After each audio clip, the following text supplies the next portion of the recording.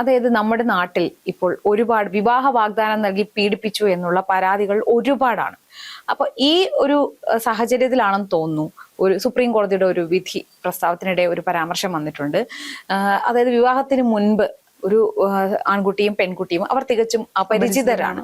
അപ്പൊ എങ്ങനെയാണ് നിങ്ങൾ ഒരു ലൈംഗിക ബന്ധത്തിൽ ഏർപ്പെടുന്നത് എന്ന്, അതുകൊണ്ട് വിവാഹത്തിന് മുൻപുള്ള ലൈംഗിക ബന്ധത്തെ അത് സൂക്ഷിച്ചു വേണം കൈകാര്യം ചെയ്യാൻ എന്ന് പറയുന്നുണ്ട്. ആ ഒരു ശരിക്കും പറഞ്ഞാൽ ആ ഒരു വാണിംഗ് നല്ലത് തന്നെയാണ്. അതിന്റെ അകത്ത് ഒരു കാര്യം കൂടി സുപ്രീം കോടതി പറയുന്നുണ്ട്, ഞങ്ങൾ പഴഞ്ചൻ ചിന്താഗതിക്കാരായിരിക്കാം.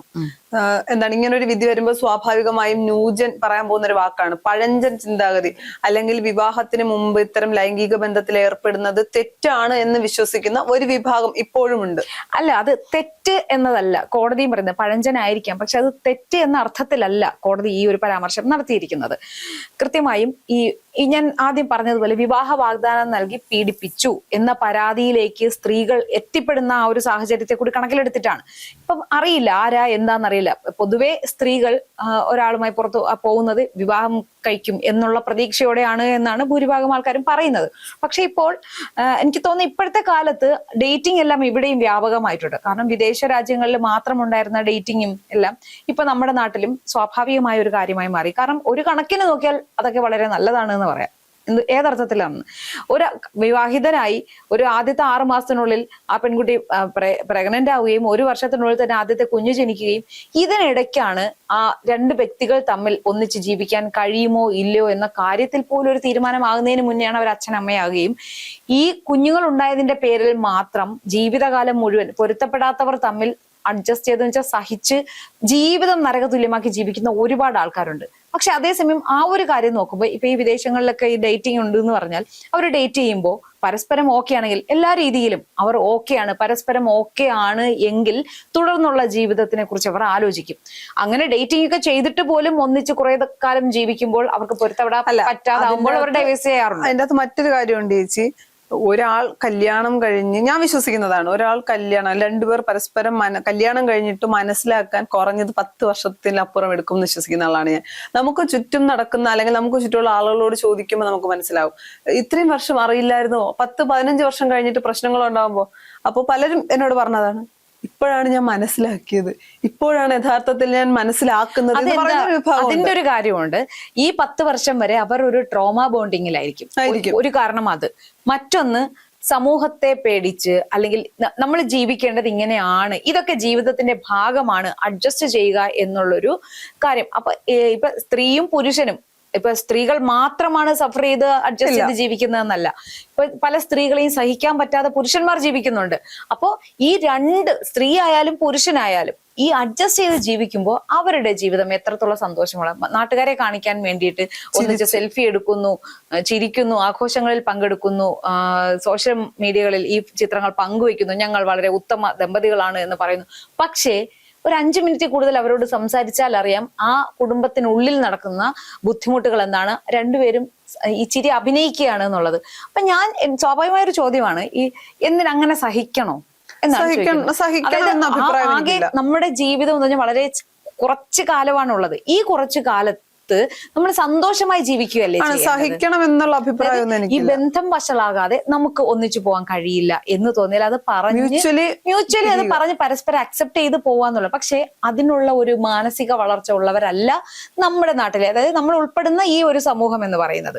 അപ്പൊ അതുകൊണ്ടാണ് സുപ്രീം കോടതി പറഞ്ഞിരിക്കുന്നത് എന്താണ്, വിവാഹത്തിന് മുൻപുള്ള ലൈംഗിക ബന്ധത്തിൽ ശ്രദ്ധിക്കണം എന്നുള്ളത്. ആരാ എന്താ എന്നറിയാതെ 2 അപരിചിതരാണ്. പിന്നെ കുറച്ചുനാൾ സൗഹൃദത്തിലായി എന്ന് പറഞ്ഞിട്ട് എത്രത്തോളം അറിയാൻ പറ്റിയെന്നില്ലല്ലോ. അതിന്റെ അകത്ത് സുപ്രീം കോടതി പരാമർശിക്കുന്ന മറ്റൊരു കാര്യം എനിക്കല്ലെങ്കിൽ അത് കുറച്ചുകൂടി നല്ലതാണെന്ന് തോന്നിയത്, ഈ പറയുന്ന പോലെ ആ പെൺകുട്ടിക്ക്, ഒരു പെൺകുട്ടി ആൺകുട്ടി, ആ പെൺകുട്ടിക്ക് അല്ലെങ്കിൽ ആൺകുട്ടിക്ക്, ഞാൻ പെൺകുട്ടിയെ എടുത്ത് പറയുന്നത് അവരാണല്ലോ പിന്നീട് പരാതിയുമായി സാധാരണ ഇതിൽ വരും. അതുകൊണ്ടാണ് ഞാൻ പെൺകുട്ടിയെ എടുത്ത് പറഞ്ഞത്. പെൺകുട്ടിക്ക് വിവാഹം കഴിക്കണം, ഇവന്റെ കൂടെ എനിക്ക് ജീവിക്കണം, ഇതാണ് എന്റെ പാർട്ട്ണർ, വിവാഹം കഴിച്ചേ മതിയാകൂ എന്ന് ഉറപ്പുള്ള ഒരാൾ, ഇവൻ ഈ ബന്ധത്തിൽ നിന്ന് പിന്മാറിയാൽ എനിക്ക് മുന്നോട്ട് പോകാൻ കഴിയില്ല എന്ന തോന്നലുള്ള വ്യക്തി എന്തിനാണ് വിവാഹത്തിന് മുൻപേ ലൈംഗിക ബന്ധത്തിൽ ഏർപ്പെടുകയും വിദേശങ്ങൾ അല്ലെങ്കിൽ മറ്റ് സ്ഥലങ്ങളിൽ ഒരുമിച്ച് യാത്ര പോകുക എന്ന് പറയുന്നത് വെറുതെ ഒരു ദിവസം പോയി വരുന്നതല്ല. ദിവസങ്ങളോളം നിന്നിട്ട് മടങ്ങി വരികയും അത് കഴിയുമ്പോഴാണല്ലോ ഈ പറയുന്ന പുരുഷൻ വേണ്ട എന്ന് പറയുന്നത്. പെട്ടെന്ന് ഓർമ്മ വന്ന റിനി ആർ ജോർജിന്റെ ഒരു വീഡിയോ, ഒരു റീല് കണ്ടതിനെയാണ്.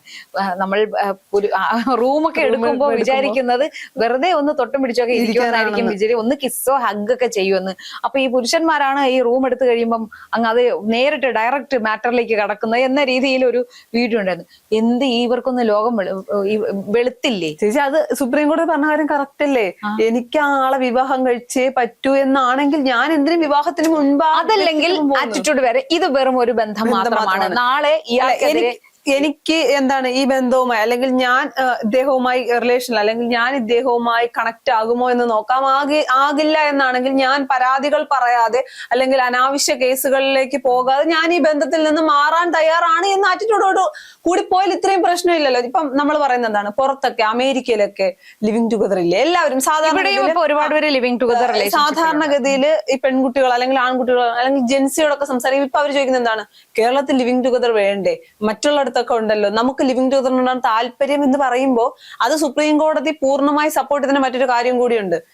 ഇവിടെ ലിവിങ് ടുഗദറിൽ നിൽക്കുകയും അത് കഴിയുമ്പോൾ വിവാഹ വാഗ്ദാനം അല്ലെങ്കിൽ ഈ പിണങ്ങുമ്പോ വിവാഹ വാഗ്ദാനം നൽകി പീഡിപ്പിച്ചു എന്നാവുകയും അവരെല്ലാം അതിജീവിതമാരാകുകയും ചെയ്യണം. അപ്പൊ ചേച്ചി ആലോചിച്ചു, അങ്ങനെ കേസുകളുടെ എണ്ണം കൂടി വരുമ്പോൾ ആ ഒരു വശം മാത്രമല്ല സൗപർണികത്തിലുള്ളത്.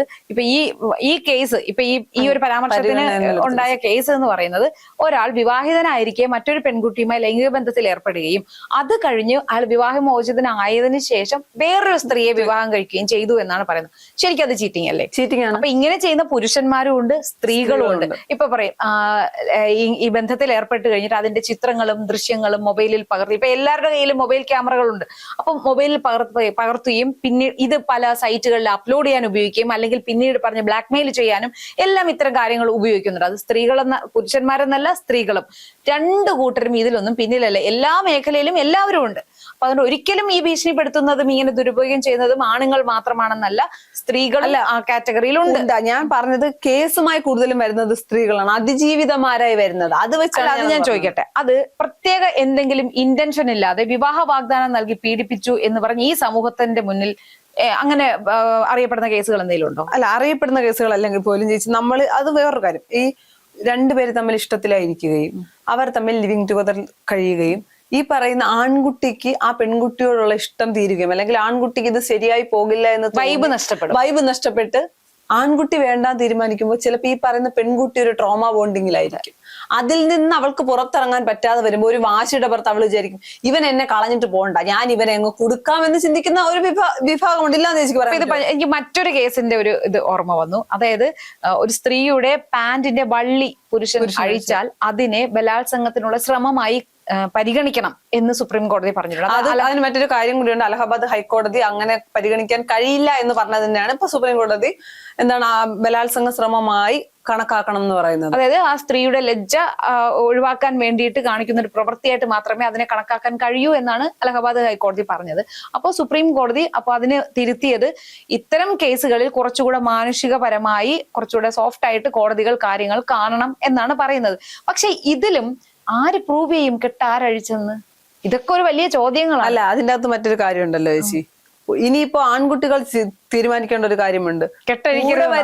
കൂടെ വരുന്ന പെൺകുട്ടി എത്ര പറഞ്ഞാലും നിയമം ഞങ്ങൾക്ക് എതിരാണ്, അല്ലെങ്കിൽ ഇത്തരം കുൽസിത പ്രവർത്തികൾ ചെയ്താൽ അല്ലെങ്കിൽ പാന്റിന്റെ കെട്ടുൾപ്പെടെ അഴിച്ചാൽ അകത്താകാൻ സാധ്യതയുണ്ട് എന്നുള്ള ബോധം ആൺകുട്ടികൾക്ക് വേണം. ഇപ്പൊ ഞാൻ ചോദിക്കട്ടെ, ഞാനൊരു പുരുഷനുമായി അല്ലെങ്കിൽ ഒരു ആൺകുട്ടിയുമായി പുറത്തു പോകുമ്പോ ഞാൻ കെട്ടഴിക്കാൻ പറയുമ്പോ അഴിക്കില്ല എന്ന് പറയാലോ?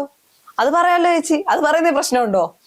അങ്ങനെയല്ല. ഇപ്പൊ രണ്ടുപേർ ഇഷ്ടത്തിലിരിക്കുമ്പോഴാണ് ഇത്തരം ബന്ധങ്ങളിലേക്ക് പോകുന്നത്. അപ്പൊ അവർ ഉറപ്പാക്കുക നാളെ ഒരു സമയം ഇത് തിരിഞ്ഞ് കൊത്തില്ല എന്ന് ഉറപ്പാക്കുക.